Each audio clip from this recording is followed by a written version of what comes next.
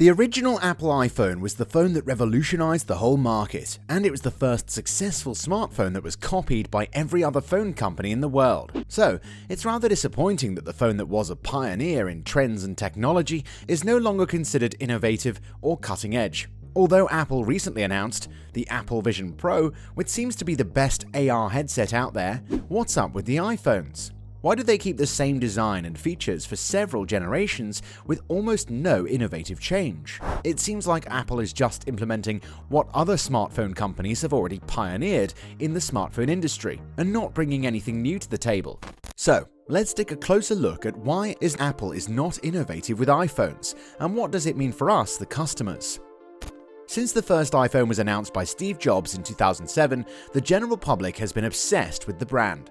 Everybody wanted one, and every phone manufacturer wanted to make a competitor to it so that they too could get a piece of the pie. It's safe to say that Apple managed to kickstart the whole smartphone craze and revolutionize cell phones forever. What was your first smartphone? Let us know in the comments.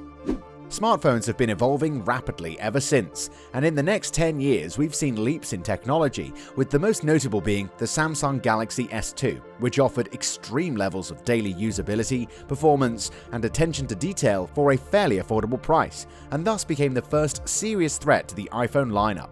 A couple of years later, the Samsung Galaxy S6 Edge came out, which offered the first curved display ever seen. The iPhone then came out with the iPhone X, the first phone with a screen panel covering the entire front, well, except for the infamous notch, that is. And the iPhone X is exactly where the problems for the iPhone brand start. iPhones have never really been considered radical in terms of design, except for the first one, of course. They've always been rather traditional, while sleek and modern looking, and yet Apple always managed to spice things up a bit with every upcoming generation of the iPhone, making them distinctly different between one another. Well, that's not the case with the iPhones that came out in the last 5 years. I mean, take a look at the iPhone 11 Pro Max, and then put it next to the newest iPhone 14 Pro Max.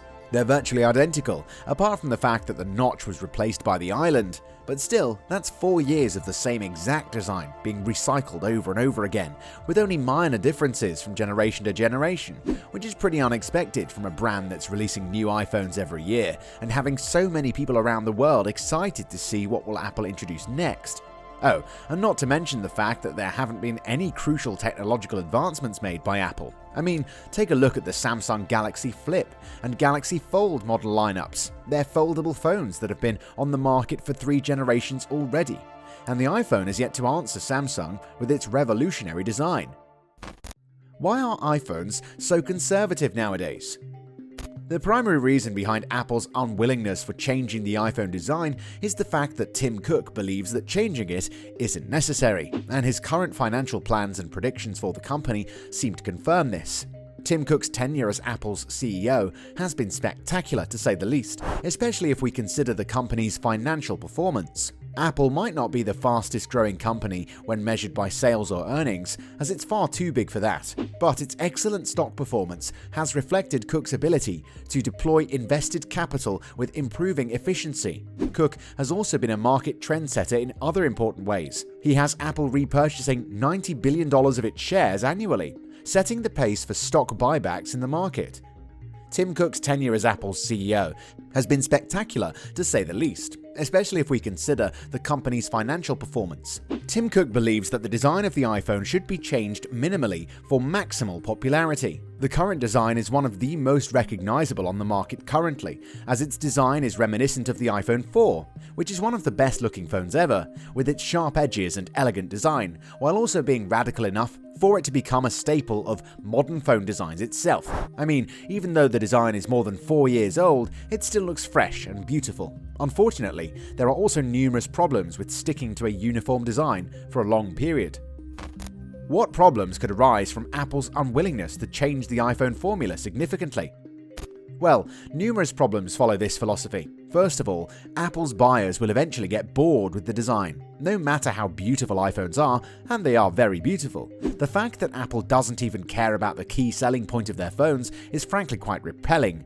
Pair that with the fact that iPhones are by no means cutting edge, as they're pretty average in all aspects except for the software, and you can see why a long-term buyer would opt for a different phone that offers something new and different, something unseen, just like the aforementioned Samsung Flip and Fold models. Or they could even opt for the Nothing phone, which is so bare bones that it's actually one of the most unusual things to come to the whole market in a long time. I mean, it literally looks like an iPhone 12 that's been completely stripped from its outer shell, making it extremely unique. Not only that, but it also offers excellent performance figures that are comparable and in some cases even better than what the iPhones offer for a much lower price. It's really one of the coolest new phones that you can find on the market, and it directly challenges and downright insults Apple's spick and span approach to phone design. We'd love to see the Nothing phone becoming more popular, as frankly, the current offering from the majority of phone manufacturers is very depressing to say the least. On the other hand, one of the biggest problems for Apple and its design philosophy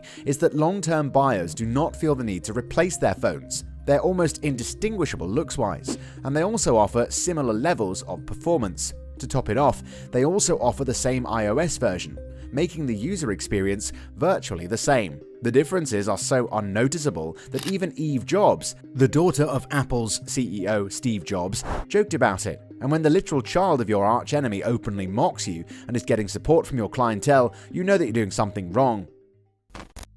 Will Apple's outlook toward the iPhone ever change? Well, we believe that it will change. Like it or not, Apple will have to put in some effort if they expect the iPhone brand to remain as popular as it is now. The recent concept pictures and so-called leaks of the upcoming iPhone 15 showed us that Apple might be planning on deviating from its current conservative phase, as most of these renders show the iPhone 15 to have a 4-camera setup. This will enhance the video and photo quality significantly, which is one of the key selling points for iPhones, while also making the phone look fresh. However, even though this change is relatively significant, the majority of the renders also show that, despite the radical new addition, the remainder of the phone's design will remain the same, which is a bummer. But hey, it's better to have something than nothing, right? Well, it seems that there will also be a new flagship iPhone that will outclass every other phone on the market, and that's the iPhone Ultra. It'll be priced very steeply though, as it'll be considerably more expensive than the Pro Max series. However, if it changes the entire iPhone formula, just like the iPhone X did back when it came out, we'll let it pass, no matter how expensive it is. So yeah, we do believe that Apple will change its most profitable product a bit, as the general public wants it to change. However, let's not get ahead of ourselves, as we need to understand that, no matter what happens, iPhones will remain prestigious in the world of phones, and the majority of the population will want to own one, no matter how modern or traditional looking it is. iPhones simply offer a UI that's the best of the best, and iOS is by far the most stable and easily the most user-friendly phone OS in existence. In fact, iPhones are more popular now than ever, as they're one of the best-selling phones on the market currently. Plus, the transition from Android to iOS has been astronomical in the past few years, and paired with the fact that iPhone owners are one of the most brand-loyal people out there, we probably won't see a transition from iPhones to Android. You know how they say, once you go black, you never go back.